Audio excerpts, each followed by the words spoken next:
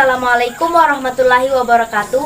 Kami dari kelompok 2 akan mempresentasikan tentang pengaruh globalisasi di bidang agama, di mana materinya meliputi tentang 1. Pengertian globalisasi secara umum, 2. Dampak positif dan dampak negatif globalisasi di bidang agama, 3. Permasalahan yang muncul akibat pengaruh globalisasi di bidang agama, dan yang keempat yaitu solusi untuk mengatasi permasalahan pengaruh globalisasi di bidang agama.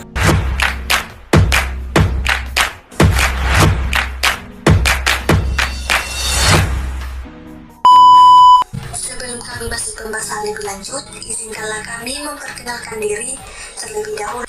Yang pertama, saya sendiri atas nama Putri Rizky Aulia.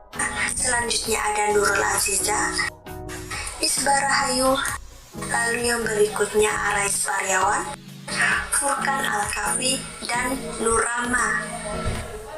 Baiklah, kami dari kelompok 2 akan mempresentasikan materi yang berjudul globalisasi di bidang agama. Di sini saya akan menjelaskan tentang globalisasi di bidang agama. Globalisasi sendiri memiliki pengertian, yaitu proses mendunianya suatu hal sehingga batas antara negara menghilang. Globalisasi didukung oleh berbagai faktor seperti perkembangan teknologi, transportasi, ilmu pengetahuan, dan sebagainya yang mempengaruhi perkembangan di berbagai aspek kehidupan dalam masyarakat. Dampak positif globalisasi di bidang agama. Yang pertama, dapat mempermudah memperoleh informasi tentang pelajaran agama melalui internet. Yang kedua, karena adanya internet, kita dapat mendapatkan informasi penting tentang pentingnya menjalankan atau beribadah, sehingga kita dapat memperkuat iman.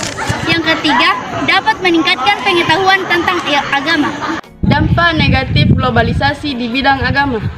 Yang pertama, krisis identitas kaum muslim dikarenakan adanya globalisasi. Yang kedua, menurunnya budi luhur umat Islam atau kaum muslimin dikarenakan banyaknya kaum muslimin yang ikut-ikutan budaya barat.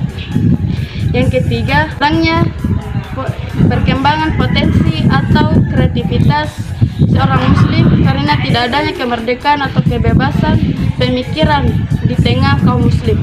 Kesalahan yang pertama, sekularisme berasal dari kata sekuler yang berarti dunia atau bumi tempat kita berpijak. Sekularisme berarti bisa didefinisikan sebagai sebuah pandangan ataupun sikap yang telah memisahkan urusan dunia dengan agama. Contohnya, penggunaan media sosial berlebihan yang membuat kita lupa kewajiban beribadah adalah salah satu bentuk dari sekularisme. Kesalahan yang kedua yaitu sikap tidak toleran. Mencampuri urusan peribadatan orang lain dengan mengkritisi pelaksanaan ibadahnya, mengejek tata cara ibadahnya, dan lain sebagainya. Memaksakan pendapat, gagasan, kepercayaan diri sendiri, dan sebagainya kepada orang lain. Mengejek bahasa daerah orang lain yang berasal dari suku yang dianggap minoritas, misalnya melarang agama tertentu merayakan hari besar menurut kepercayaan mereka. Bahkan lebih lanjut lagi, bukan sekedar melarang, mereka yang tidak toleran dan radikal bahkan tega melakukan pengeboman di rumah ibadah.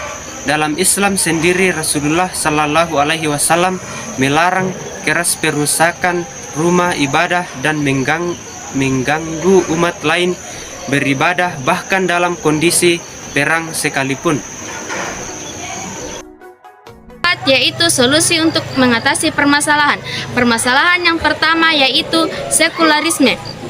Bentuk dari sekularisme diantaranya adalah tidak peduli dengan urusan agama. Landasan hukumnya adalah hak asasi manusia dan lain ideologi saintisme sebagainya. Bahkan pada saat ini sekularisme bertumbuh menjadi sebuah tren bagi anak-anak muda dengan gaya hidup ala kebarat-baratan yang jauh dari nilai sosial budaya yang telah berlaku di Indonesia ini. Permasalahan yang kedua yaitu sikap tidak toleran. Adapun solusinya yaitu ada 2 indikator toleransi, yaitu menerima dan menghargai. Menerima seperti memberikan kesempatan berinteraksi, penghargaan pada keberagamaan budaya, dan mengenali sikap tidak toleran.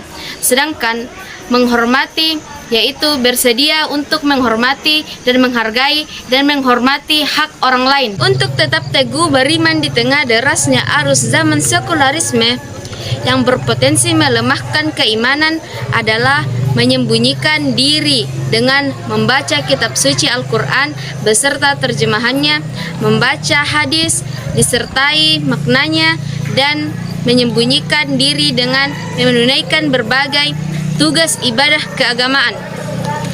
Demikianlah presentasi dari kelompok kami. Assalamualaikum warahmatullahi wabarakatuh. Bye-bye.